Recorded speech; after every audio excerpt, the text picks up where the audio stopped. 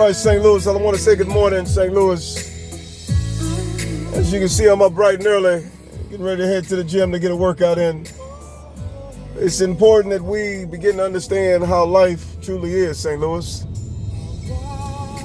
So much is going on, St. Louis, but yet I don't believe we understand why. I'm one to believe that we are unfortunately living a life that's going in the opposite direction of truth. And the reason I believe it's going in the opposite direction of truth is because we don't have a strong enough mind to be able to see the dimensions that's curled up in space and time. And as a result, space and time has become our home, which is considered to be a matrix.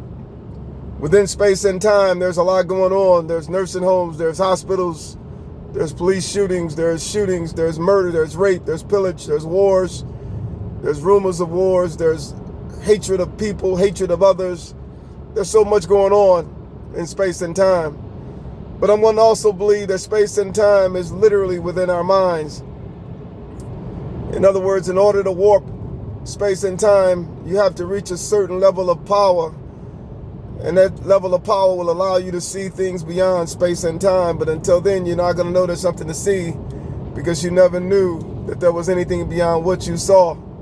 And all that became the truth from being born to later going to the grave. Everything has been set up for that direction. The Bible says, many have taken the wide gate that lead to destruction and the narrow gate that lead to life, not many find. Unfortunately, we have been incapable of going beyond 3 dimensions of space and 1 dimension of time. So as a result, we were unable to see in the 5th, 6th, 7th, 8th, 9th, 10th dimension. We're depending upon those that unfortunately are also blind to lead us to a place in which they know not of. We also depending on the pastors, the preachers, the teachers, but unfortunately all have been following deception unbeknownst to them. How can you know you're following deception? You have not the mind to know what the truth is, so the deception become your truth. However, based upon you following deception and unable to fulfill a developed mind, you have not the power to fight the bacteria and the plagues in which you dwell.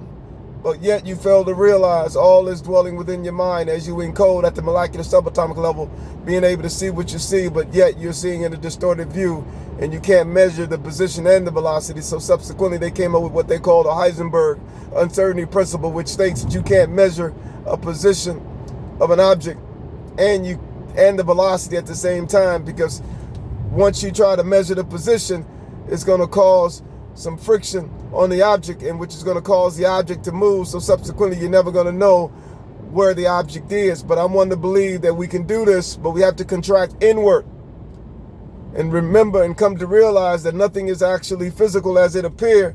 Everything is literally in your mind, and your mind is encoding it, no different than a computer down to the actual computer frame, mainframe, and subsequently that frame has been fried, and as a result of that frame being fried, your visual view as you look at the monitor is showing a distorted view, but that looks like the truth because it was fried from the beginning of creation, and as a result you're seeing a picture of what's been fried versus a picture of what is the truth.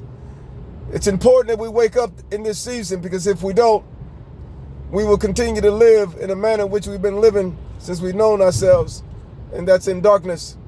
The mind itself has the potential and the ability to build what it never thought it could build, but yet it hasn't built it because unfortunately those that came before us knew not the truth. We have to walk away from the traditions of men and understand that we have to go into the deep.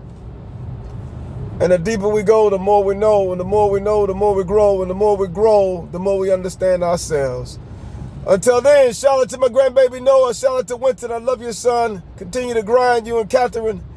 Shout out to Zion, as well as Noah, now, Gabe, Walter, and Danielle.